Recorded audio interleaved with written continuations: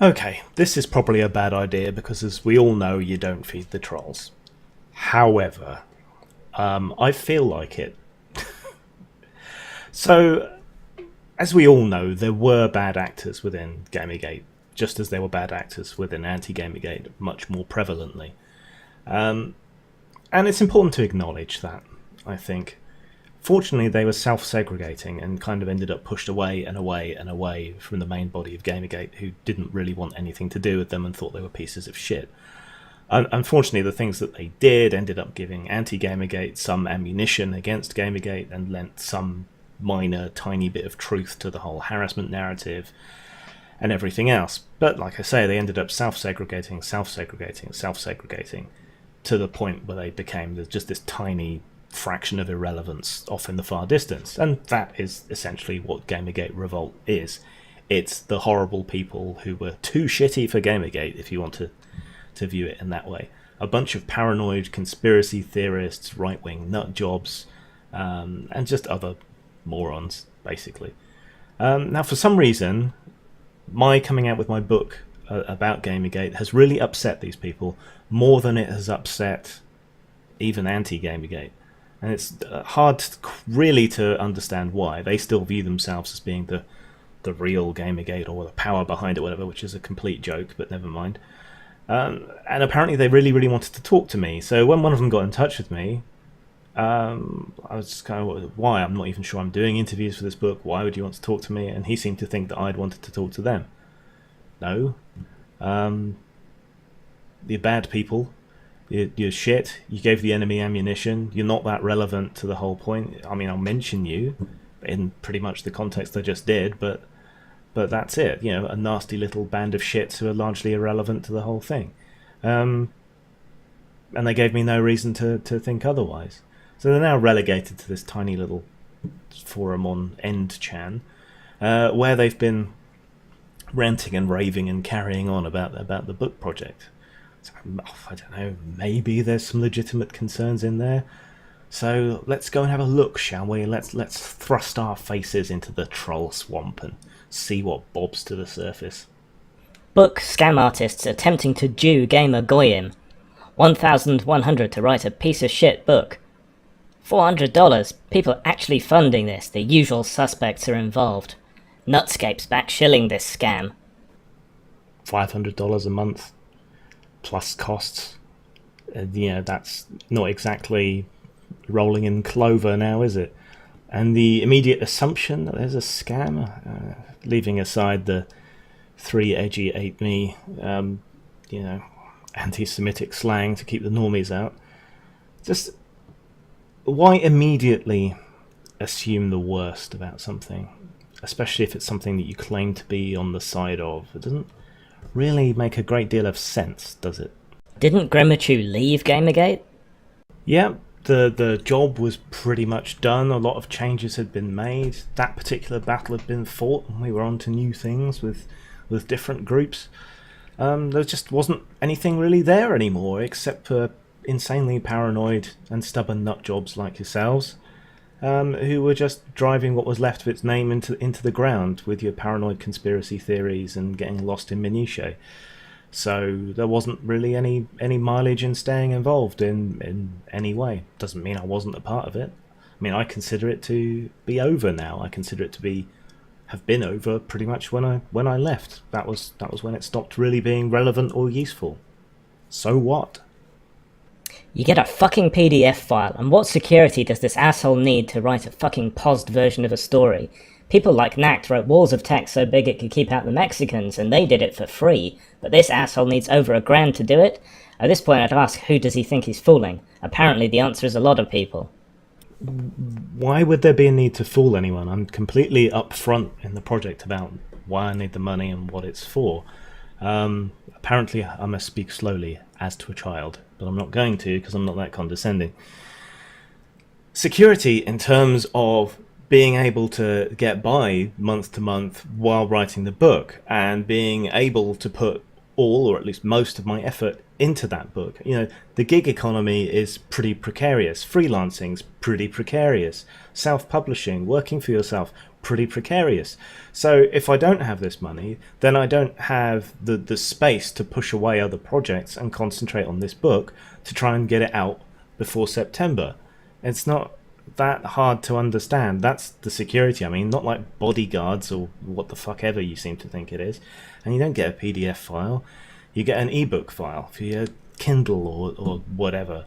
I mean, there will be a PDF for the print version. I guess I could give people that as well. That would be a bit more added value, I suppose. So, okay, I can do that. But the people who dob in for a print copy can get it.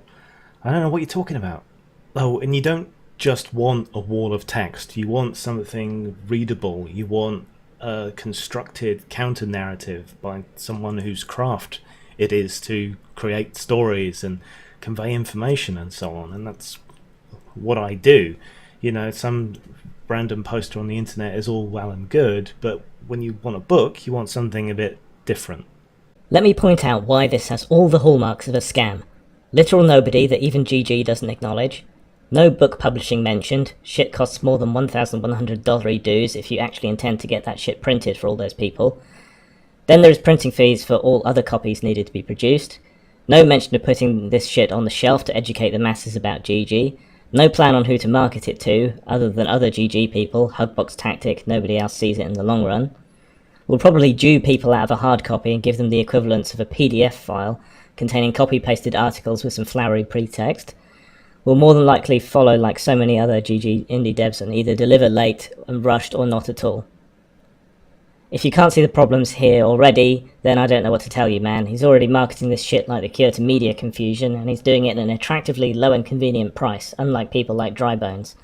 The cost is horse shit, and you can't even publish the books in mass quantity with that little dosh, or support yourself for a few months to write your masterpiece for that matter. To assume this guy is a jobless NEET who's basically saying fuck you, pay me to be lazy, is even worse. This has all the underlining hallmarks of a con job. See, this is kind of the reason you guys ended up as a footnote, as an irrelevance, because you're just so paranoid and you see the absolute worst everywhere for no real reason. I'm a nobody. I guess I'm not as high profile as some people, but I think people know who I am, even if it's for the bad reasons. I think people do know who I am. I don't know what you mean by book publishing. I've been doing this for nearly 20 years, if we include times I was doing it part-time and freelance. Publishing costs nothing. It costs you a cut of the list price of the book. That varies from site to site, but there it is. I mean, no publisher is going to touch it. You know that as well as I do. So what's left is print on demand and self-publishing. But if you can get on Amazon, that puts you right next to any other book really, and that's where it's gonna pop up in sort of related material to books of the other side. But the main thing for me was just to have a record out there for the future, a counter narrative against the revisionist historical narrative that's being created. So that's the point. It's not necessarily to reach millions of people and change their minds. It's just to have a correct version of what happened out there on record. And it costs very little to do print on demand. I'm swallowing that cost. That's not a big deal to me, for at least for the backers. And for the rest, it's print on demand. So there is no cost. I just don't make much money off it, and I'm not intending to sell it hugely inflated in price anyway. It will be out there for a price. I will get some profit off it. People take books more seriously when they're priced slightly higher. That's the main reason for it. But, I already publish in this fashion. I know what I'm getting into. So I don't understand. All my previous projects have finished fine. They've delivered everything that they promised to deliver. My last one, the Gore Project, was late, but that was down to, unfortunately, problems with the artist. No fault of his own. He had issues. That was nothing to do with me. There was nothing to be done about it. But I did deliver, and I over-delivered. I gave people extra stuff for free. So every crowdfunded project I've been involved in has delivered. Maybe if you've done some of this research that you're so up on doing on your board, then perhaps you'd know that. This is like an interview with a homeless man under a bridge. Yeah, I'm a scruffy cunt. Can't be helped. I could put on Armani and in 2 seconds it'd be a rumpled mess. So the fuck what? Don't go pretending to me that your little Spurg orgy is made up of fine figures of clean-shaven manhood.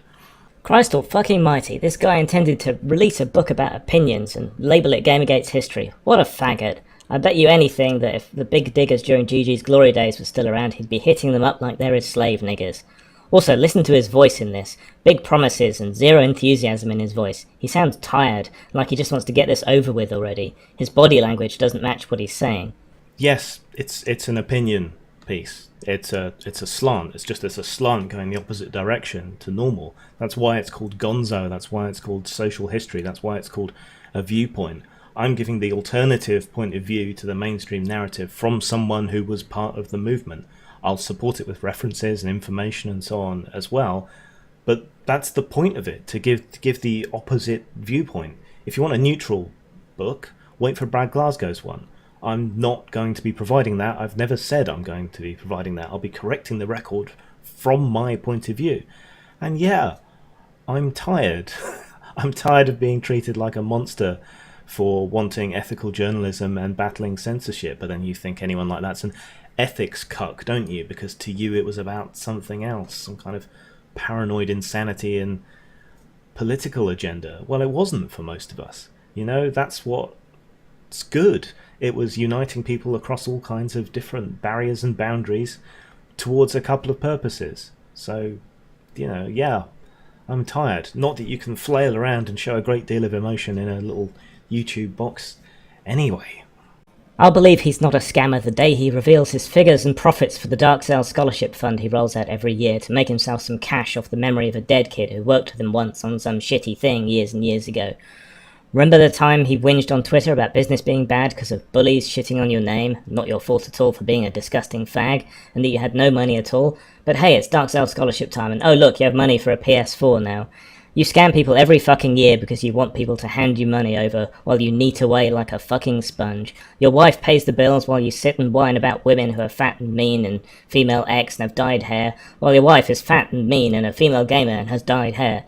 You're a fucking scammer and a joke, and the sooner people realise this, the better. Oh hey, it's the guy who keeps trolling my Ask FM. Hi, how are you? I was worried you haven't dropped by and left a tirade of abuse in some time. How you doing? Yeah, someone pointed that out in the thread. No, it wasn't me. I've been watching your thread, but I haven't been commenting. What would be the point, quite honestly? And if you're watching this and you feel tempted to go and defend me or whatever, don't bother. They're just an irrelevant bunch of shitheads. Wow, you're really trying to rustle my jimmies here, aren't you?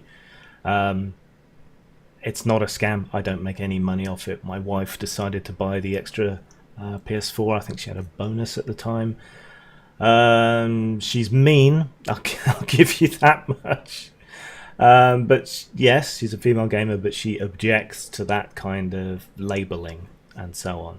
So her point is, she says women are just gamers like everyone else and should be treated the same as everybody else. So her attitude's pretty much the same as mine. We differ on a few things, but there you go. I don't make any profit off the Dark Sales Scholarship. That's kind of the point. All the money I make from sales of his art and donated art and winners' art goes back into the scholarship. Plus I raise money every year that goes into the scholarship. Everyone has been paid. You can go back over the history of it, look at the people, but there is no way you're getting a look at my accounts. Those are my business accounts. That's my own private business. You can fuck off. And that's an end to it. You know, you seem to think that this is some scam when it obviously isn't, and you have been going around trying to warn people off donating, which is just so petty and so mean. Because of you, young artists who I am trying to support are going to get less money and less assistance. Because of you, it is increasingly difficult and tiring to try and do this. I have the blessing of Zell's mum to do this. I'm as open and transparent as I can be about it.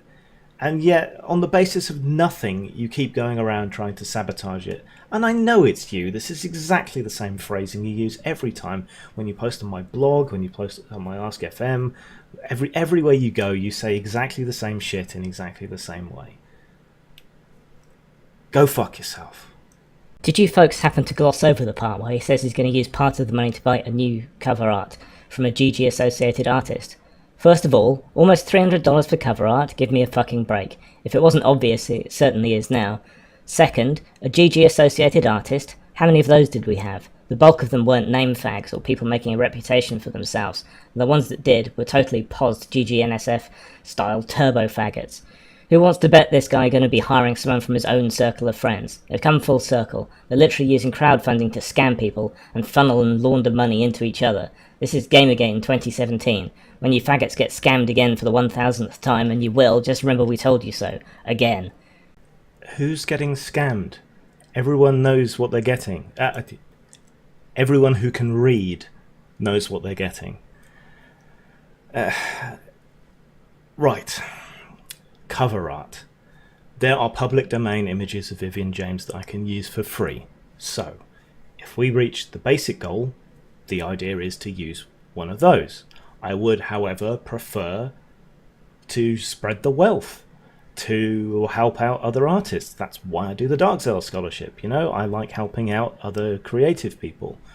Quite often when I commission art and so on, I deliberately go and seek out somebody who needs the money. Not just because I can get it cheaper that way, but because it genuinely helps them out. So it's not $300 for art. It's if we reach that point, then I will commission new art and we'll see how much it costs. And I don't think you have a realistic idea of how much one should be paying for art. I work in the role-playing industry that pays very, very low amounts of money for work. Okay? So it's got a basic rate.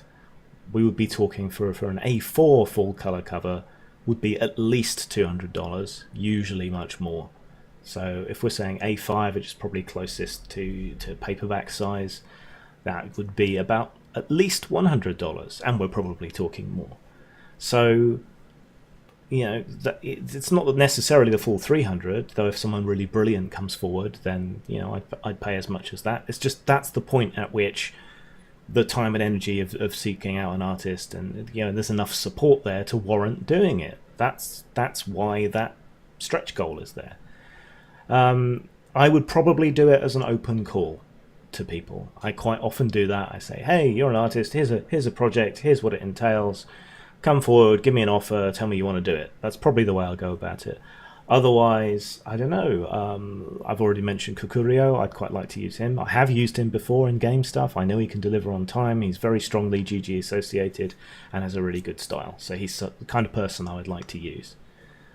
So where's the scam? I mean, he's not a friend. I've worked with him. We've talked twice, I think, on that basis. But so fucking what? That's not laundering. That's paying the right person for the job. He says, I'm trying to make the book as accessible as possible to normal people. That means explaining things like Chan culture, why the internet is so big on anonymity, terms like SJW, and even normie. If you need to explain these things, you're talking to someone living under a rock, or possibly the rock itself, especially in terms of SJWs over the last few years. This reads off like the guy doesn't even want to touch these topics for obvious reasons. And he says, taking in other events like Jack Thompson, the Satanic Panic, the PMRC, and so on. So he's wasting his time talking about shit from long past that had fuck all to do with Gamergate. Good to know $1,300, Gamer Goyim, remember that. Not everyone lives and breathes this shit. Internet culture, particularly Chan board culture and so on, can be rather impenetrable. And we keep seeing how people misunderstand that, with things like PewDiePie being called a Nazi and all the rest of it. So yeah, it's important to explain to normies how this shit works, to enable them to understand and grok with fullness why their paranoia and so on, and why what they're seeing isn't necessarily what's going on. And it's also important to place Gamergate within its historical context, I think. I see the current feminist social justice moral panic as part of a continuum of similar moral panics. And I see Gamergate as a reaction to that in the same way that there have been previous reactions to moral panics. This one's different. I've gone into how it's different in blog posts and videos and stuff before, and that's going to be one of the major points in the book, I think. In that what's different about this moral panic is that a lot of the prosecutors of the panic have come from within the games industry itself. This is new, this is different, this is not something that has happened before. There's been the odd turncoat or quisling or whatever within things, but never to this extent. And that's what's made it incredibly different, and that's what's enabled this anti-Gamergate narrative to be shaped. And that's part of what makes this whole thing so historically interesting in that continuum of events. History has to be understood in context and in the terms of the past. So this shit isn't irrelevant. It's supremely fucking relevant, particularly the Satanic Panic and Jack Thompson. Fag wears a skirt. Says it was requested. Right, no one fucking requested. You just wanted to put on a fucking skirt and pretend to be unique and special. It's a fucking skirt. Kilt, you need a sporran. That's like putting socks on and saying these are shoes because they go on my feet, and are kind of the same. Fucking attention-seeking hipster fag. And wash your fucking hair if you're gonna post photos, you fucking tramp. You live at home claiming working tax credits and fuck knows what else benefits that I pay for because you're a lazy cunt. The least you can do is spend some of it on fucking shampoo. Glass houses and stones. Splinters and giant fucking redwoods. You don't have to wear a sporran for it to be a kilt. It's a utila kilt. I do have a thing that I wear kind of like a sporran if I'm going out and about or whatever, but who the fuck cares? It doesn't make any difference. And no, you don't have to wear a sporran for it to be a kilt. It's a utila kilt. It's hot weather. Alright, it's nice to have a little breeze around your nethers, and yes, the picture was requested. Some young ladies apparently like a hairy, scruffy gentleman in a kilt, and who am I to argue with that, No, I don't claim any benefits. We did try claiming tax benefits for a while when we were quite down on our luck, but it amounted to about 60 pence per payment, so we didn't bother because the labour of filling out the forms wasn't worth the payment. We don't anymore. I have not claimed any benefits. Despite having severe depression and so on, which should theoretically qualify me, I haven't gone ahead and claimed that, or any of the disability living allowance or anything else that I'm supposed to be able to claim. A couple of reasons for that. One, it didn't feel right. Two, I'm able to work, just not regularly, like a normal person. So getting that benefit would be difficult, Yeah, and the government's made it incredibly hard for people, especially people with invisible illnesses, to claim the kind of support and benefit that they're owed. So, yeah, I'm not costing you anything. The only thing I ever claimed was job seekers allowance. That's what they call it. Job seekers allowance. Unemployment benefit. And that's it. I've long since paid back whatever it was I took out for that. I'm not costing you anything. And this is my hair the morning after being washed, just so you know. Alright? It gets tangled and scruffy very quickly. Why am I answering for that to you? You're probably some greasy schlub. Anyone have Grimmachu's docs? I'm working on a plan. And it was around this time that I started getting security alerts about my email and social media accounts and so on. Possibly coincidence. There's a lot of people who have it in for me for one reason or another, but possibly not. Still, the intent is there, so... Look, this is why you're an irrelevance. This is why you're a laughingstock. You're not a boogeyman. People are just upset at you because you fucked things up for everybody else. You've lent credence to the anti-Gamergate narratives. You act like shit. You are the dregs, the lowest of the low. You were too shitty for Gamergate, which some people will find amusing. You were too shitty for 4chan, you were too shitty for 8chan, you were too shitty for Reddit. You're an irrelevance. You're a joke. I'm only spending this time addressing you because I have nothing better to do today, and it's the weekend, and I have a break, and because some of these concerns are things that some people might take seriously, so they're worth addressing, and it's also worth pointing out that there were bad elements in Gamergate, and they're and that we can call that out. Yeah, you'll be mentioned in the book, but it won't be positively. And it'll be a footnote, and that's more than you deserve. You don't even deserve a Zang. Grim gave a big yawn and settled down to sleep. And of course, when Grim goes to sleep, all of his friends go to sleep too. The people on the internet were just text on a screen, the collectibles were just cheap plastic tat, and the books were just elaborate sandwiches made of wood and paper. Even Grim himself, once he was asleep, was just an old, saggy goth twat, baggy and a bit loose at the seams, and nobody loved him.